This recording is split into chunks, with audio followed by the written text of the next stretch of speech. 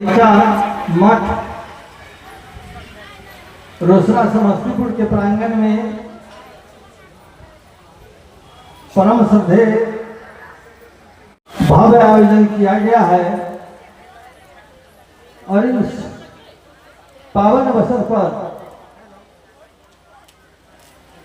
देश के विभिन्न राज्यों से विश्व के प्राण संत जन, मठ के प्रमुख जन, भक्त जन भारी संख्या में उपस्थित हैं। 2 दिवसीय कार्यक्रम है। आज और कल रात तक यह कार्यक्रम चलेगा। आज उद्घाटन सत्र है और इस सत्र को संबोधन करने के लिए भारत के महामनीषी, महान आत्मा सदगुरु समेत बड़े विद्वान, बहुत अच्छे कलाकार, संगीतकार भी हमारे बीच में उपस्थित हैं। उनके विचारों से हम लाभान्वित होंगे और विशेष जानकारी के तौर पर मैं आपको जानकारी दे दूं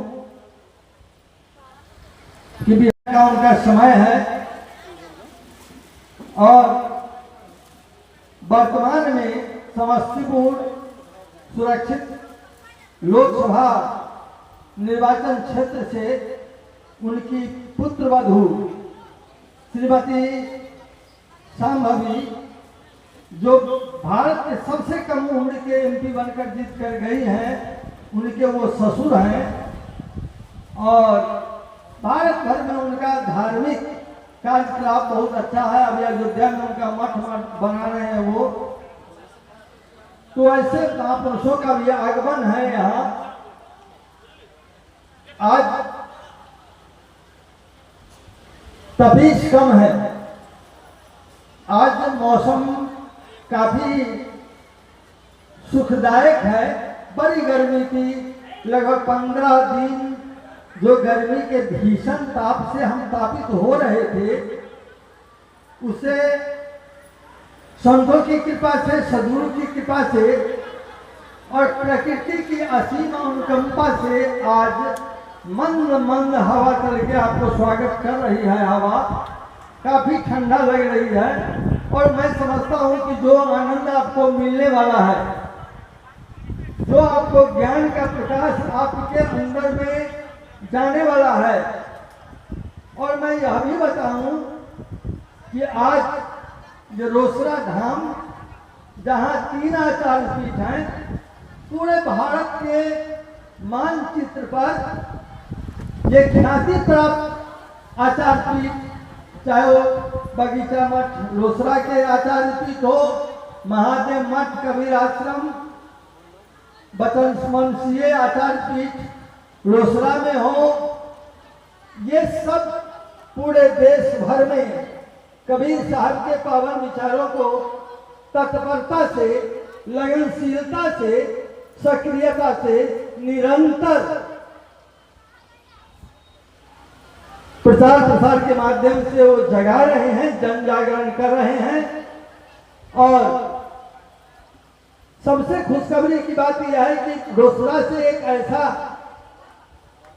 काम होने जा रहा है कि आज तक मैं समझता हूं कि कबीरपंथ समाज में 600 वर्ष के बाद जो कोई निर्णय नहीं लिया है, वो निर्णय रोसड़ा के होने जा रहा है और वो निर्णय बहुत ही महत्वपूर्ण होने जा रहा है, जिसमें सभी की भागीदारी सुनिश्चित होने की संभावना प्रतीत हो रही है। सदगुरु कबीर साहब ने कहा था, काशी में कहा था, मध्य काल में कहा था, संक्रमण काल में कहा था, भक्ति काल में कहा था, गगन दमामा बाजियां, गगन दमामा बाजियां परत निशाने घाव खेत पुकारे सूरमा अब लड़ने की दाव। हमें संघर्ष करना है, हमें आगे बढ़ना है। लगभग 20 करोड़ कबीरपंथी भारत में निवास करते हैं, उनको एकजुट करना है और एकजुट करके कबीर साहब आज पूरे दुनिया में दिखाई दे रहे हैं। घर से लेकर घाट तक कबीर साहब के भजन कैसेट से बज रहे हैं। आज पूरा दुनिया कबीरमय हो रहा है, लेकिन कबीरपंथी एकजुट न होने के कारण आज हमारी शक्ति भारत में नहीं बल्कि अपितु दुनिया में ठीक से दिखाई नहीं दे रही है। इसलिए उसके तहत भी पहल और प्रयोग के आगाज होने वाला है, शंखनाद होने वाला है, उसके भी कार्य को बुलंद होने वाला है, ऐसा मुझे प्रतीत हो रहा है। सज्जनों, जब तक आचार्य श्री किशोर कुणाल साहब आते हैं, विधिवत रूप से इस मंच का संचालन नहीं हो पा रहा है, क्योंकि आपके बीच इसलिए आना पड़ा कि आप बहुत देर से दिन भर खाते रहे, घूमते रहे, लेकिन कुछ आप पाए नहीं। जिस उद्देश्य से आप यहाँ आए हैं, केवल आपका उद्देश्य खाना नहीं है, सोना नहीं है, और केवल आपका उद्देश्य टहलना नहीं है। का स्वागत करता हूँ, हार्दिक अभिनंदन करता हूँ कि जिन्होंने इतना समय दिया है। और सभागार में उपस्थित धर्म प्रेमी सज्जनों, सेवक सत्यों, सदियों पुरानी इस सदगुरु संत सम्राट कबीर मठ लक्ष्मीपुर बागीचा के प्रांगण में इस मठ की ओर से आप सभी का हार्दिक स्वागत है, अभिनंदन है, अभिनंदन है। आप जैसा जानते हैं, वर्षों पूर्व से इस मठ में आज की भांति ही कबीर जयंती समारोह का आयोजन होता जा रहा है, जिनमें आप सभी धर्म मर्मज्ञ महात्माओं, संतों और सेवक सत्यों का स्नेही सहयोग रहा है, सहभागिता रही है। आज भी उसी परंपरा की निर्वाह के लिए हम सभी एकत्र हैं। आज के मौके पर इस समारोह को महिमा मंडित करने के लिए, जैसा कि आपने पूर्व वक्ता आदरणीय रमेश साहब के मुकाबले में उनकी ही अर्धांगिनी नगर परिषद के अध्यक्ष हैं, दोहरे दायित्व निभा रहे हैं। आया जाए आगे।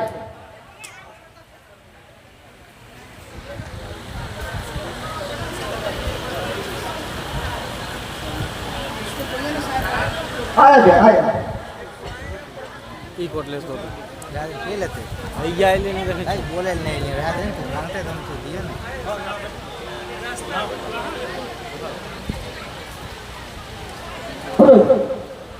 बंद कर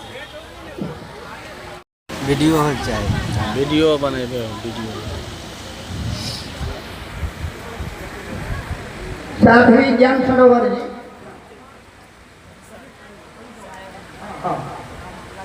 चौड़ी चौरा गोरखपुर, और ये हो गए उपेंद्र साहब महुआ, ऊपर आ गए।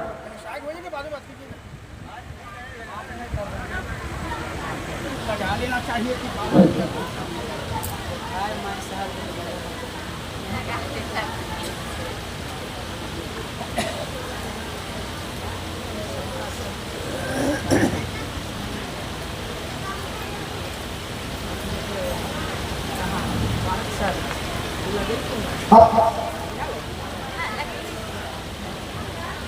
सुरेश साहब सेकंदर हाजीपुर जाए आपसे।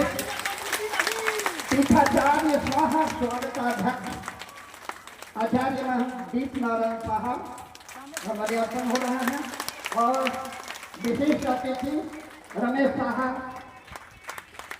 अशोक साहब बारी बारी से यहाँ दीजिए को सती भूषण जी, अरे इधर आइए ना पूर्वी भाग में, यहाँ है जी प्रभु का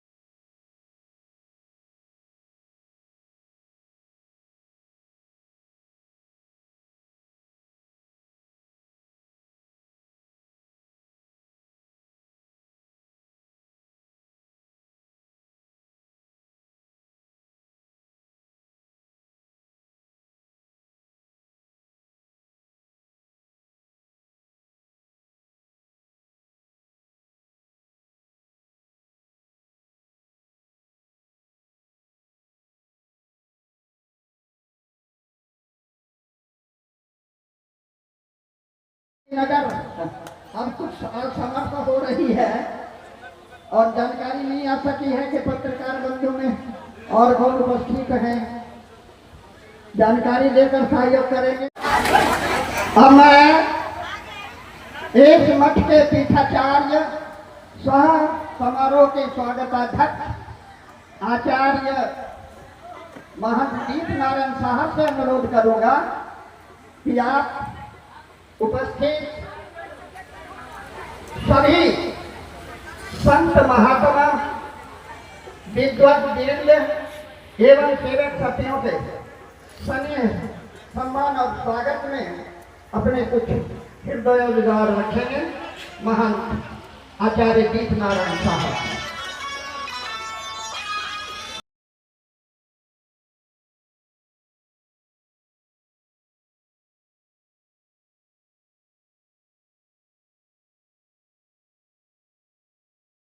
बोलिए सद्गुरु देव की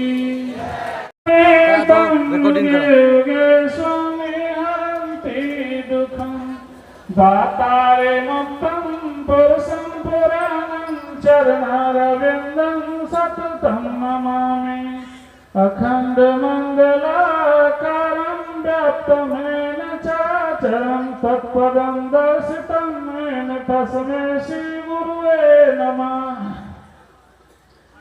प्रातः स्मरणीय विश्व वंदनीय संत सम्राट सद्गुरु कबीर साहब प्रत्येक वर्षों की भांति इस वर्ष भी आचार्य स्थान कबीर मठ लक्ष्मीपुर बगीचा रोसड़ा के प्रांगण में सद्गुरु कबीर जयंती समारोह बड़े ही हर्षोल्लास के साथ मनाया जा रहा है। इस कबीर जयंती समारोह के उद्घाटन करता आचार्य किशोर कुणाल साहब जी जो पटना से आए हुए हैं, धर्मदास जी साहब जो फुलिया से आए हुए हैं, आचार्य सुरेश साहब महादेव मठ से आए हुए हैं, आचार्य शिवानंद जी फतुहा से आए हैं, महात्मा मोनीलाल साहब जो बगला से आए हुए हैं, महंत शोभा दास जी साहब जो डुमरा से आए हैं, आचार्य गणेश साहब जो विद्युपुर से आए हुए हैं, महंत ब्रह्मदेव साहब चेहरा कला से आए हुए, मालती से महंत शशिभूषण साहब आए, छत्तीसगढ़ से साध्वी महंत सुचिता साध्वी जी आई हुई हैं और इस प्रोफेसर शिवशंकर वालों जो रोसड़ा चर्च कॉलेज के प्रोफेसर हैं और महुआ से महंत उपेंद्र साहब आए हुए हैं और चकोसम से भी महंत साहब आए हुए हैं और अनिल साहब महुली से आए हुए हैं और रोसड़ा के जो प्रबुद्ध बड़े बुजुर्ग सब हैं, शंभू जी पत्रकार साहब आए हैं, डॉक्टर लाल बहादुर जी नगर परिषद के चेयरमैन श्याम बाबू सिंह जी आए हैं, महेश मालू जी आए हुए हैं, मणिशंकर जी पत्रकार आए हुए हैं, सुनील जी जो अभी कर्मचारी जी वो भी आए हुए हैं और प्रफुल्ल जी भी सीताराम यादव वकील साहब मोहली से आए हुए हैं और प्रोफेसर जी हैं सो भी आए हुए हैं। दूर देश में मानव में काफी टकराव था। मानव काम क्रोध लोभ रूपी अग्नि में जल रहा था। एक मानव दूसरे मानव के खून के प्यासे बने हुए थे। मानव समाज जाति पाति छुआछूत भेदभाव संप्रदायवाद में बट रहा था। पूरे मानव समाज में हाहाकार मचा हुआ था। ऐसे विषम परिस्थिति में संत सम्राट सदगुरु कबीर साहब इस धारा धाम पर अवतरित होकर के मानव समाज को विश्व बंधुत्व, भाईचारा, एकता, मानवता, शांति का संदेश दिए। सदगुरु कबीर साहब काशी के लहरताला तालाब में कमल के पुष्प पर प्रकट हुए। वो काशी के कबीर चौरा के चबूतरा से उद्घोष किए, भैले दुई जगदीश कहाँ से आया, कहूँ कौन बोराया, अल्लाह राम करीमा केसर हरि हजरत नाम भराया। गहना एक कनकते गाना यामे भावन दूजा, कह सुनन को दुई कर ठापे एक विवाद एक पूजा।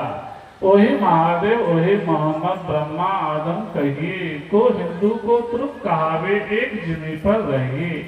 वेद किते पढ़े एक कुतवा ओ मौलाना ओ पारे, बेगर बेगर नाम धराया एक मिट्टी के भारे। कहें कबीर ओ दोनों भूले राम है कि नहीं पाए, ओए खसी ओ गाय कटावे वादी जन्म गमावे। इस दो गो ईश्वर कहाँ से आ गया है, तुम लोगों को किसने पागल बना दिया है। अल्लाह राम रहीम हरि हजरत नाम धरा करके आपस में झगड़ते हो। जिस प्रकार एक सोना का अनेक गहना बनता है, कान का, नाक का, गला का, हाथ का, पूरा शरीर का आभूषण बना दिया जाए लेकिन उसमें सोना का अस्तित्व रहेगा। संत सम्राट सदगुरु देव कहते हैं पृथ्वी एक है और हिंदू मुसलमान दो। पृथ्वी तो एक ही है। एक ही मिट्टी के अनेक बर्तन बनता है, सब बर्तन का नाम अलग अलग है लेकिन मिट्टी तो एक ही है। संत सम्राट सदगुरु देव कहते हैं दोनों भूला है, ये नो राम समझता है नो रहीम समझता है। हिंदू बकरा भैंसा आदि काटता है, मुसलमान गाय काटता है। हिंदू कहता है मेरा ईश्वर बड़ा है, मुसलमान कहता है मेरा खुदा बड़ा है। संत सम्राट सदगुरु देव कहते हैं दोनों का जीवन लड़ते लड़ते व्यर्थ में चला जाएगा। इसलिए सब भाई भाई, मामा बहन बहन, पूरे मानव समाज एक बन के रहो, सबको एक समान समझो। इन्हीं शब्दों के साथ हम अपनी वाणी में विराम देते हैं। बोलिए सदगुरु देव की।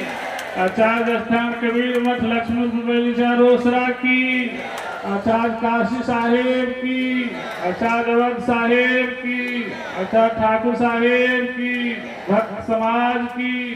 बोलिए सदगुरु देव की। जयंती समारोह का आयोजन कर रहे हैं और उनको याद कर रहे हैं। उसी कड़ी में प्रतिवर्ष की भांति इस वर्ष भी आदरणीय आचार्य महंत श्री दीप नारायण साहब जी ने इतना बड़ा आयोजन किया है जिसमें आप हजारों के संख्या में कबीर साहब के अनुयायी उपस्थित हैं और संयोग कितना अच्छा है।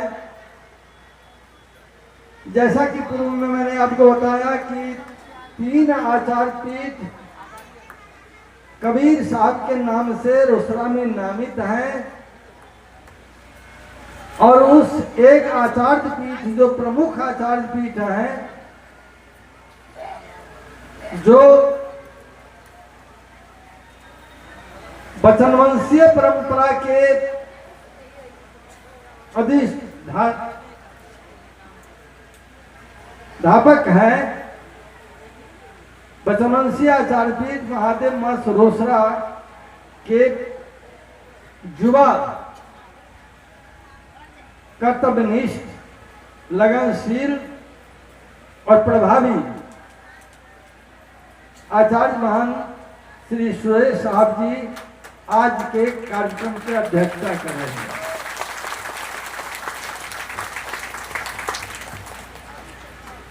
इस मंच पर मैं फक्र के नाम के साथ नाम लेना चाहता हूं आचार्य महंत धर्मदास साहब का, जो भूया कबीर आश्रम के महंत हैं। इतने छोटे से मठ के महंत होने के बावजूद भी सिमरिया के जो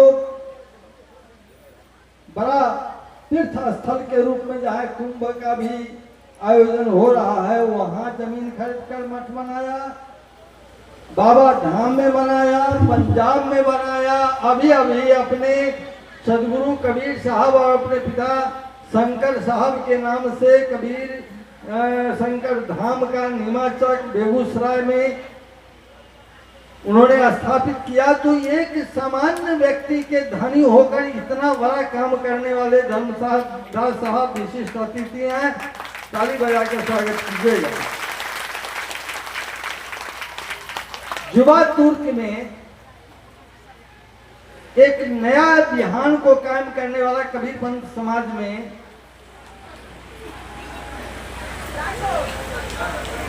फतुहा के प्रयासशील आचार्य के रूप में उभरते हुए श्रद्धेय शिवानंद साहब जी हैं, जो राजनीति से भी अपना संबंध रखते हैं और साधु समाज से भी इनका अच्छा संबंध है।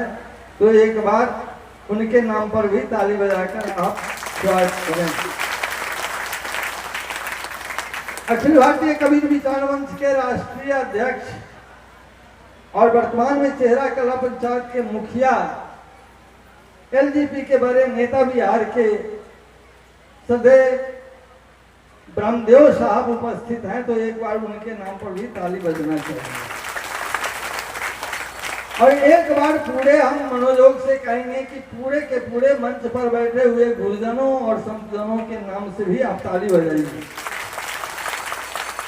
अभी तक एक आदमी का नाम लिए नहीं है, एक महापुरुष का नाम नहीं लिए हैं, एक महान व्यक्तित्व के धनी का नाम नहीं लिए हैं, जो मूलतः आज के कार्यक्रम के उद्घाटन करता है, प्रारंभ करता है। और केवल बिहार में नहीं, बिहार को तो मैं समझता हूं कि वो लाल है, पूरे देश के मानस पटल पर चर्चित महात्मा के तौर पर दिखाई दे रहे हैं। और मैंने पहले भी कहा, उनको आने से पहले भी बताया था कि करक एसपी के रूप में जब कभी पुलिस के नाम लेता है कोई आदमी, तो आप जानते हैं कि आज भी लोग को कान खड़ा हो जाता है कि पुलिस क्या करने वाली है।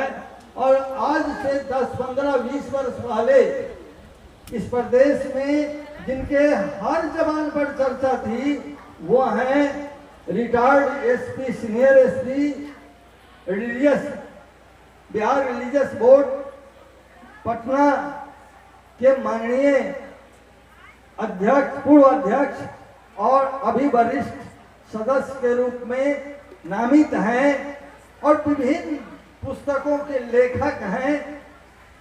और जो सनातन धर्म के नाम से लोग कहते हैं, जाने जाते हैं, उसके बड़े प्रोधर हैं हमारे आदरणीय आचार्य किशोर कुणाल साहब। एक बार कर कड़ाके का ताली बजाकर उनका स्वागत कीजिए।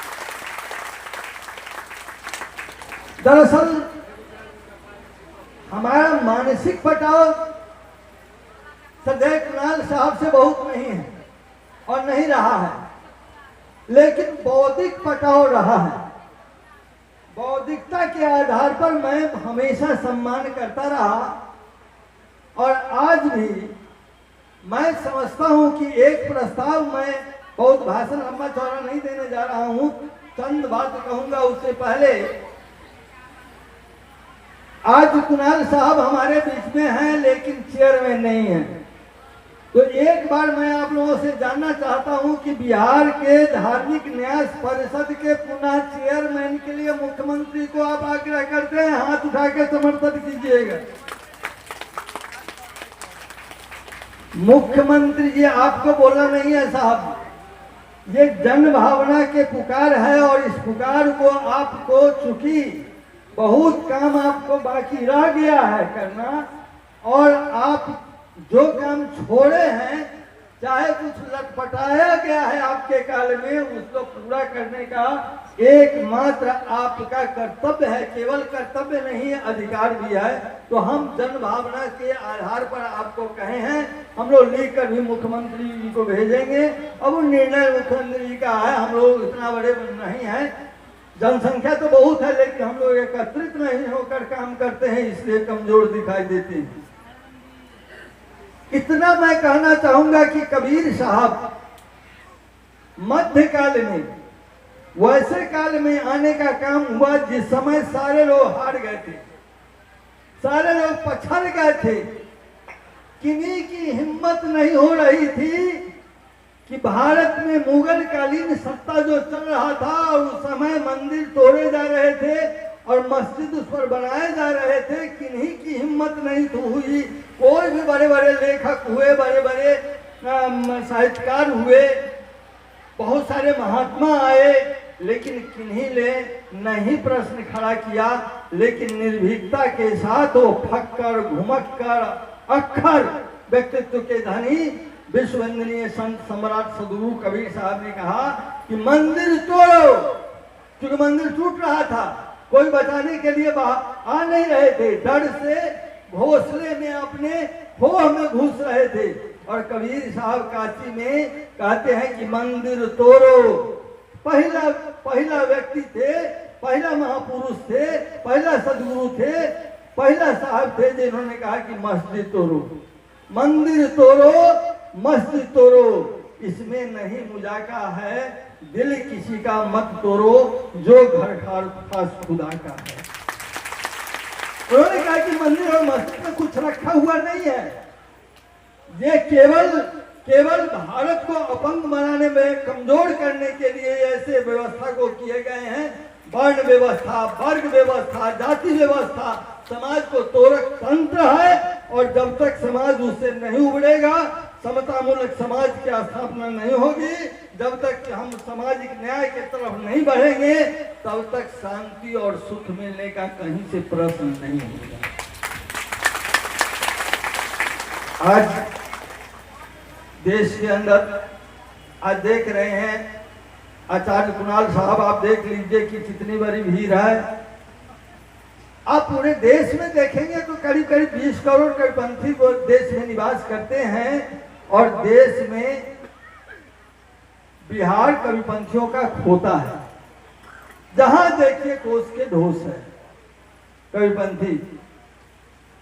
और इस कबीरपंथी को जगाने के लिए बिहार में नारी को सशक्त करें।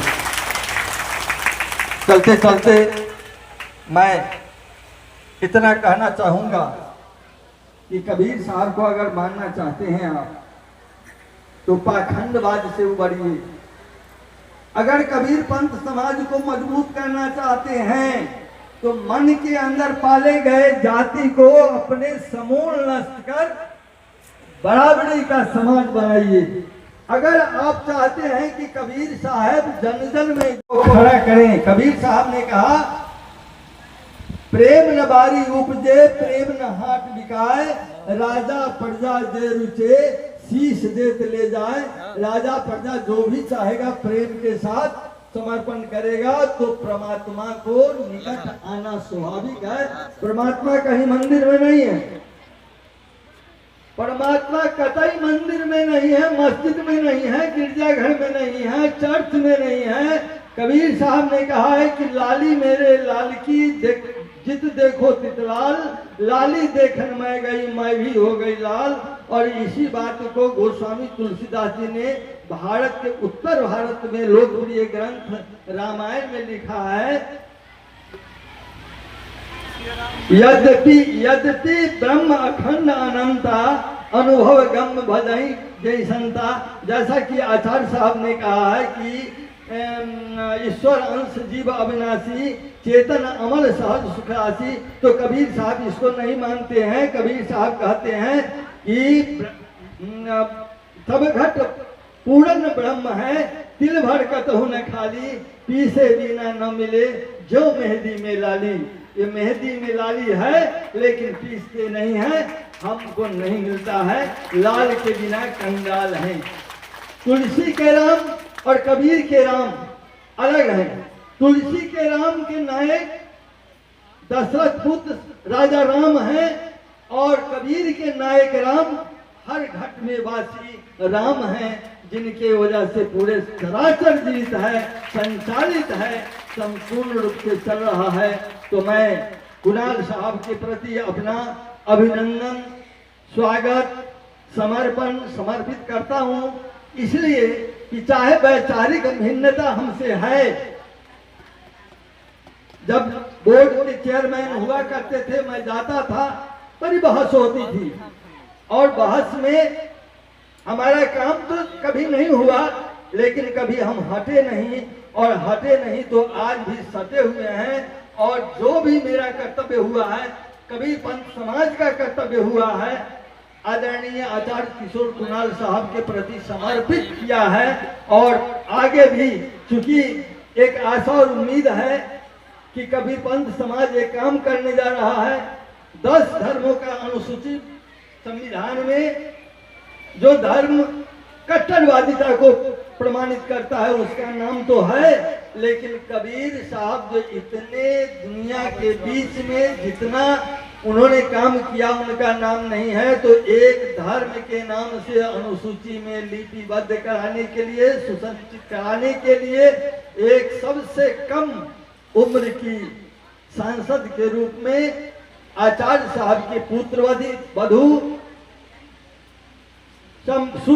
श्रीमती संभावी जी को आपने जिताया है, मनोजोग से जिताया है और पार्लियामेंट में गई हैं और उस पार्टी से गई हैं जिनके प्रमुख स्वर्गीय रामविलास पासवान जी रहे हैं।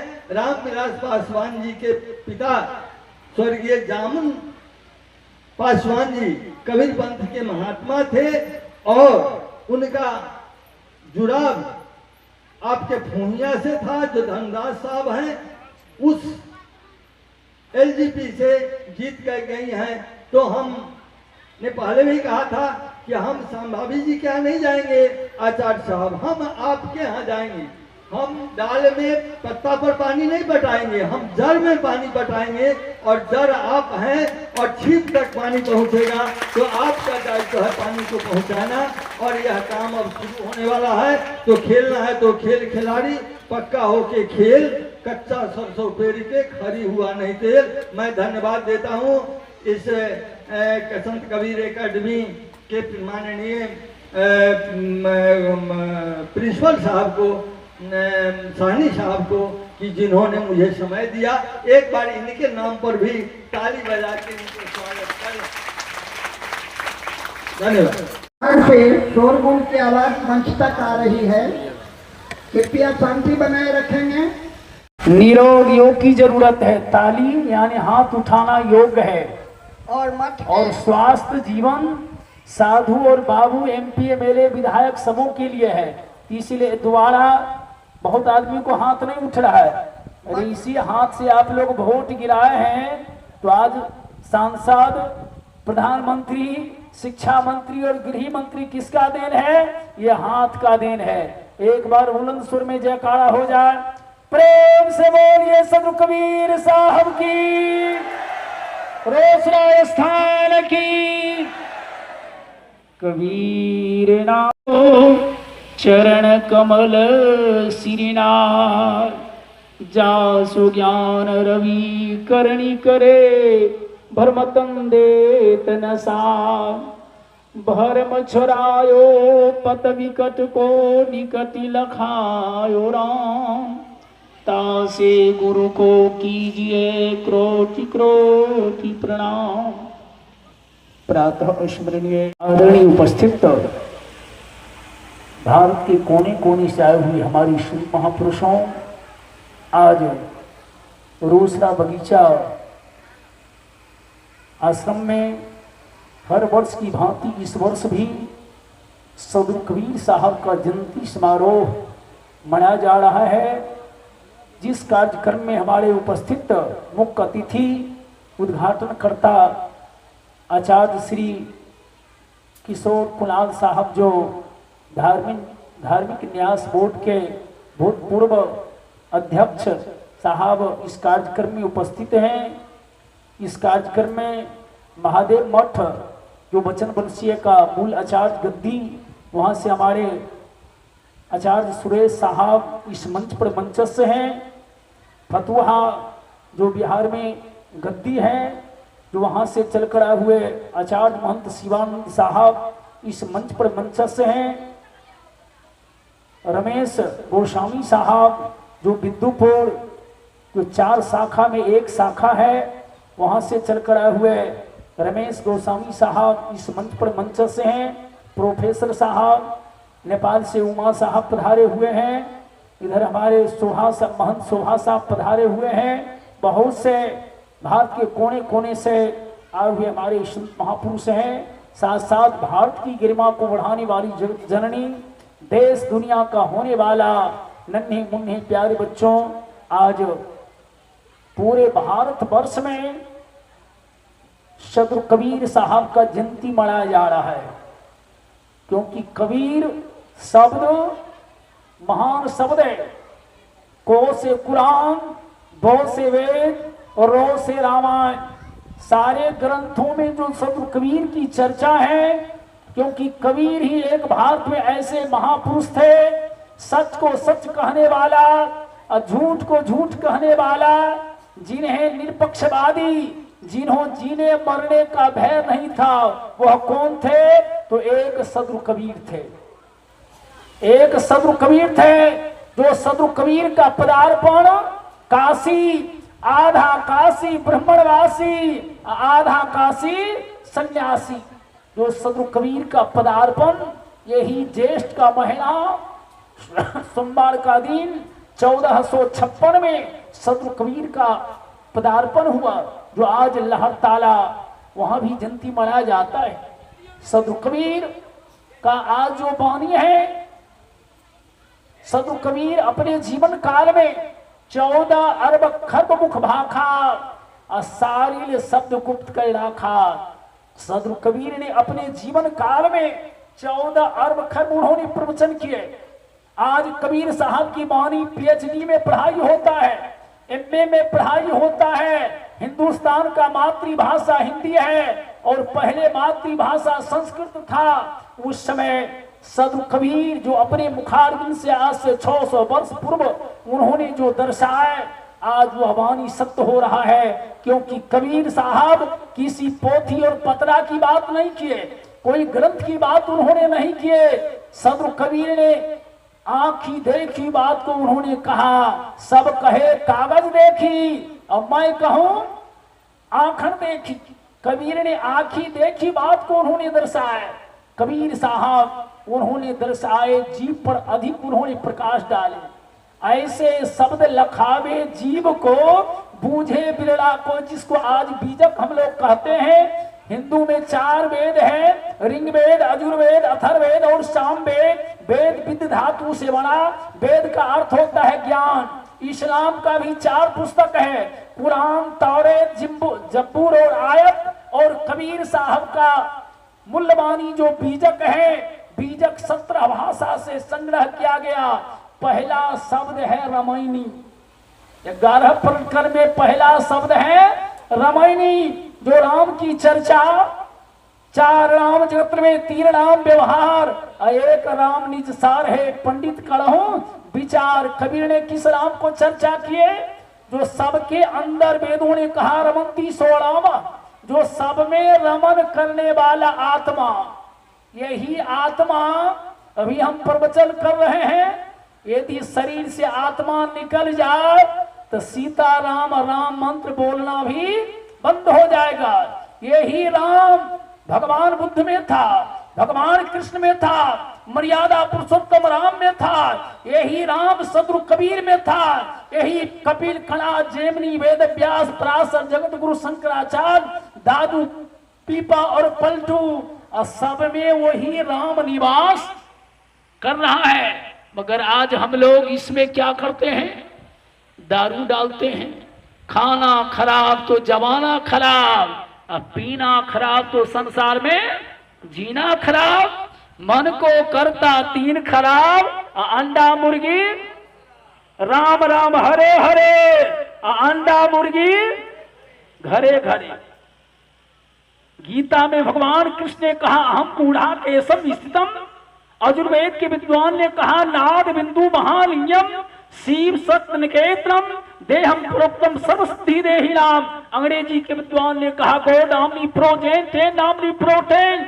कबीर देव ने कहा कि सब घट मेरी साइया, सुनी सेज न कोई, अब बलिहारी वह घट की जो घट परगट। कबीर ने इस मानव पर प्रकाश डाले। ये मनुष्य का जीवन आज रामायण को लिखने वाला मनुष्य है, गीता को लिखने वाला मनुष्य है, भविष्य पुराण को लिखने वाला मनुष्य है, बीजक को लिखने वाला मनुष्य है, मंदिर को बनाने वाला मनुष्य है, मंदिर में पूजा करने वाला मनुष्य है, और मंदिर को तोड़ने वाला मनुष्य है। ये मानव का जो जीवन आज मनुष्य चंद्रयान पर चला गया। आज मनुष्य देश और दुनिया को आज पॉकेट में रखे हुआ है।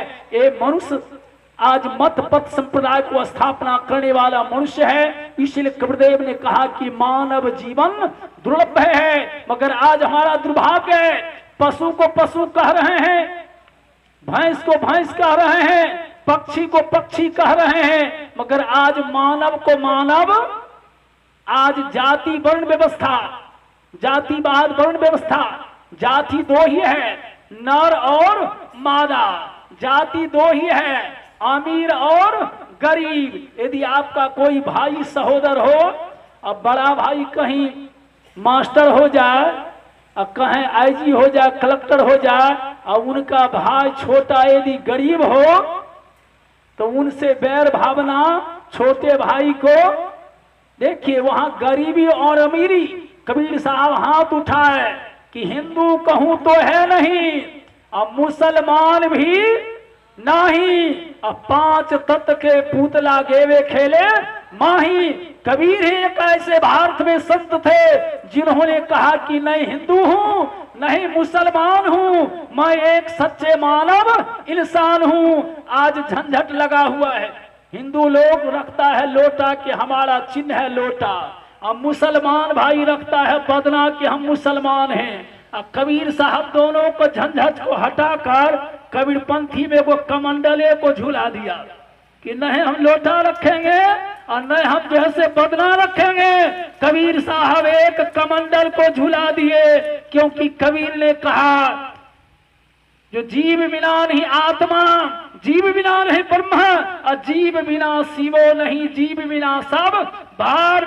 यही जीव हमारा शिव है, सत्यम शिवम सुंदरम, यही सत्य है। यदि आत्मा है, ये हमारा शरीर चलेमान है, शरीर चल रहा है, सत्संग कर रहा हूँ, मठ मंदिर बना रहा हूँ। आज अपने जीवन काल में हम लोग, हमारा फुहिया आश्रम फरकिया बेल्ट में है, 6 महीना पानी रहता है, और मात्र 7-8 बीघा जमीन जोता का है, मगर अपने जीवन काल में हम 4 गो स्टेट में आश्रम बढ़ाए, और उसमें भी जमीन।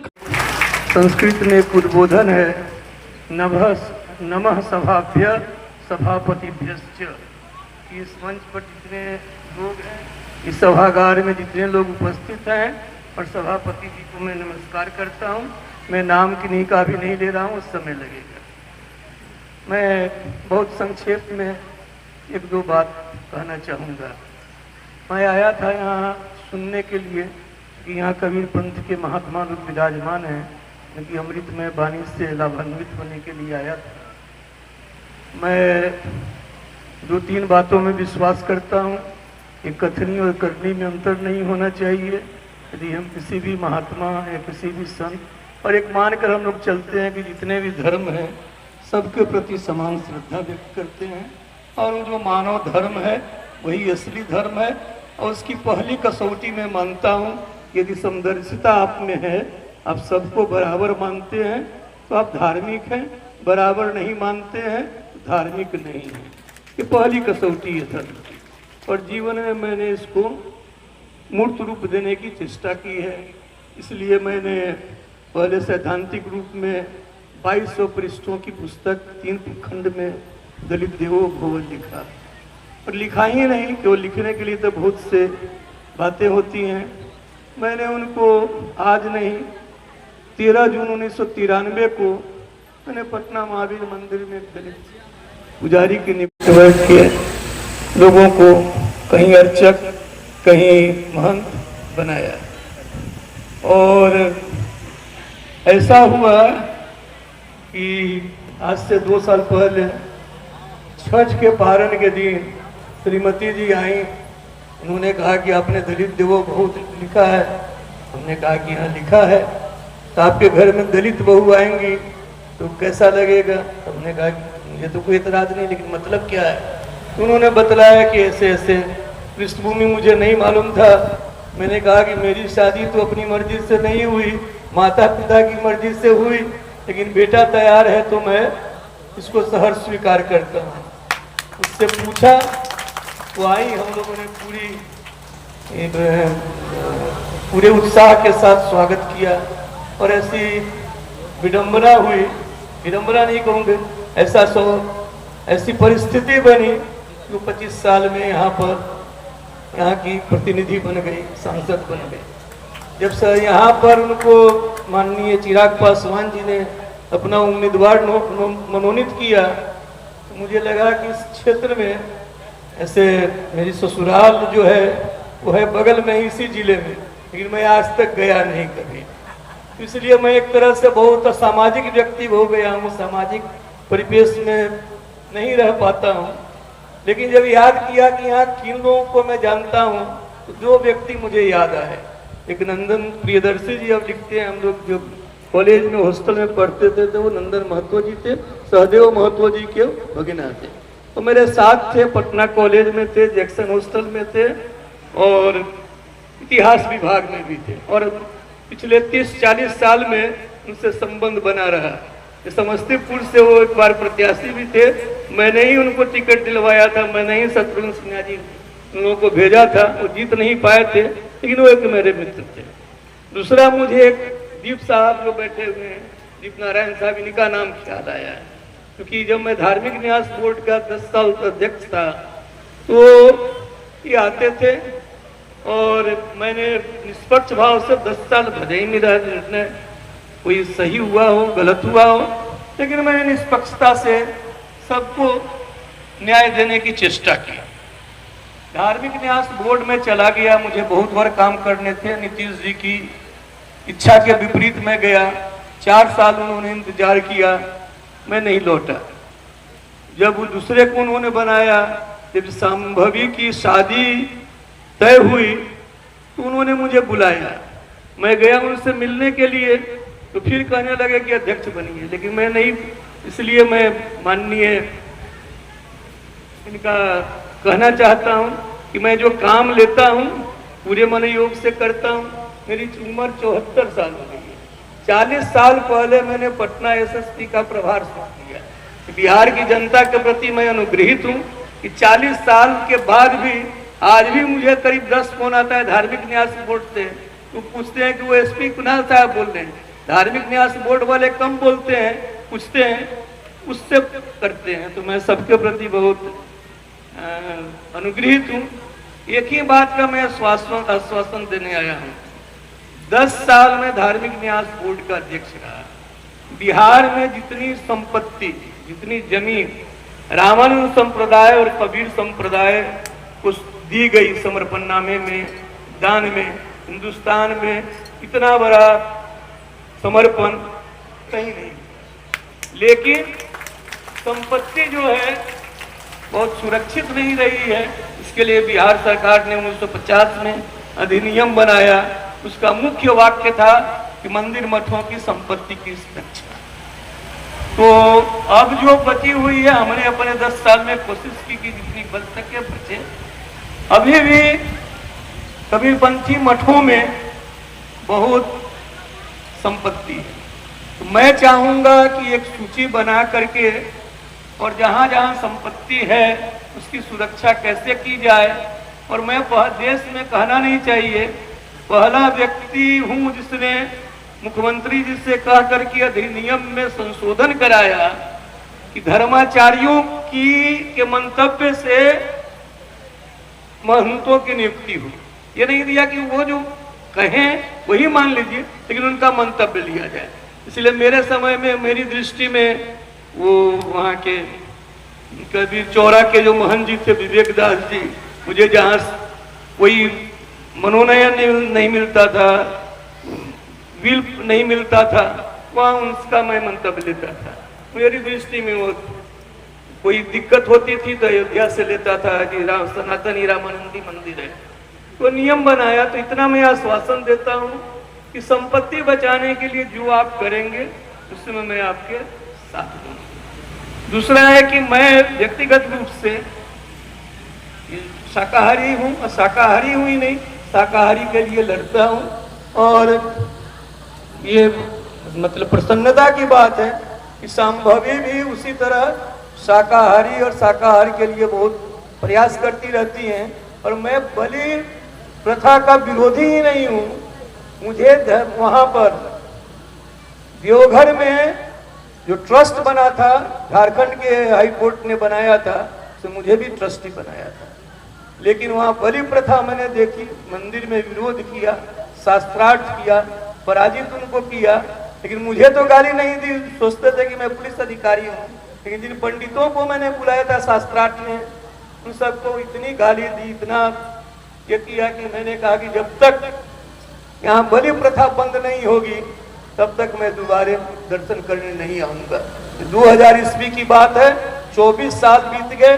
जिस मंदिर में मैं साल में कम से कम 2 बार जाता था, यही प्रण है कि जिस दिन बलि प्रथा बंद होगी उसी दिन मैं वहां जाऊंगा। यह मैं आप लोगों की भावना का सम्मान करता हूँ। और शाकाहार को बढ़ाने में, बलि प्रथा को बंद कराने में यदि आप कुछ करेंगे तो व्यक्तिगत रूप से मैं सहयोग करूंगा। लेकिन सबसे बड़ा सहयोग होगा कि आपकी जो अकूत संपत्ति है, अपार जमीन है, अभी भी जो बची हुई है, उसको बचाने के लिए जो आप लोग करेंगे मैं सहयोग करूंगा।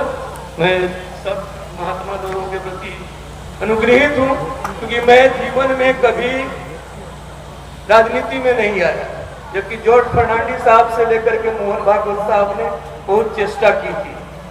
लेकिन एक है क्या कि जब भगवान बुद्ध का जन्म हुआ, एक असित मुनि आए थे, तो राजा सुधोधन ने कहा कि बेटा मेरा क्या होगा। तो उन्होंने देख करके कहा, पहले वो हंसे फिर रोए। राजा ने पूछा कि आप ये क्या रहस्य है कि पहले आप हंसते फिर रो रहे हैं।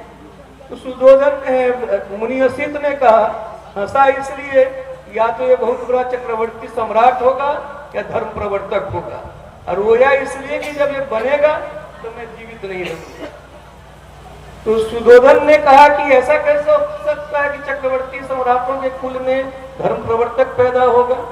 असित मुनि ने कहा कि होता है, जो काम इक्ष्वाकु नहीं कर सके, सागर का निर्माण सगर ने किया, जो चेवन ने नहीं किया, काव्य की रचना वाल्मीकि ने की। तो मुझे तो लोग कहते रह गए, मैं वीटो लगाता रहा। लेकिन ऐसा हुआ कि जो काम मैं नहीं कर सका, तो मेरी पुत्रवधू राजनीति में आई, तो 25 साल की उम्र में आप लोगों के सहयोग से गई। इस सहयोग में भी, इस विजय में भी मैं किताबें लिखता हूँ। जब कभी कुछ लिखूंगा तो उसमें कबीर पंथ का सबसे बड़ा योगदान है। मैं करीब 7 दिन यहाँ रहा।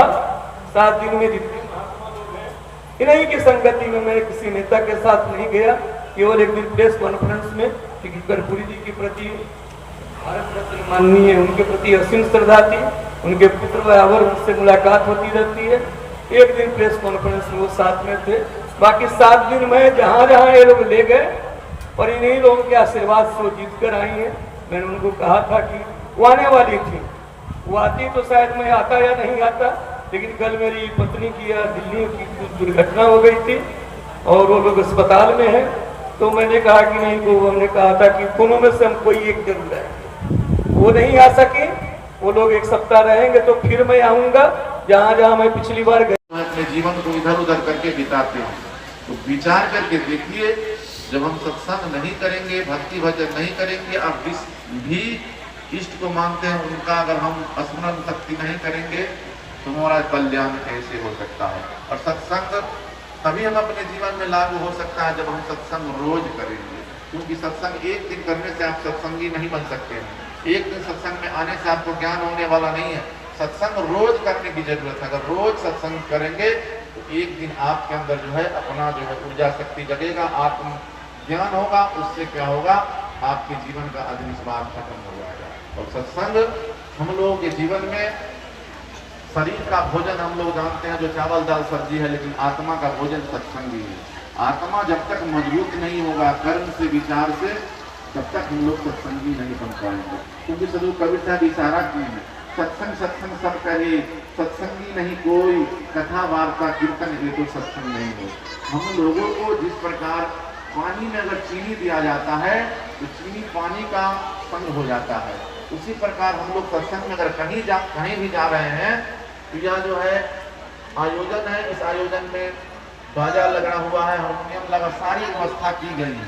लेकिन जब तक हम लोग सत्संग गया, आपका स्वभाव कहाँ गया, तो हम लोगों को सारी बिंदुओं को देखते हुए यह मानव जीवन को बचाना है, मानव को जगाना है, मानव के हित के लिए काम करना है और भेदभाव रूपी जीवन को छोड़ करके हम लोग हर बिंदु पर काम करने की जरूरत है।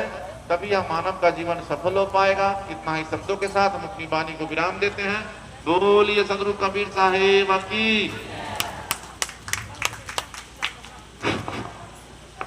अब मैं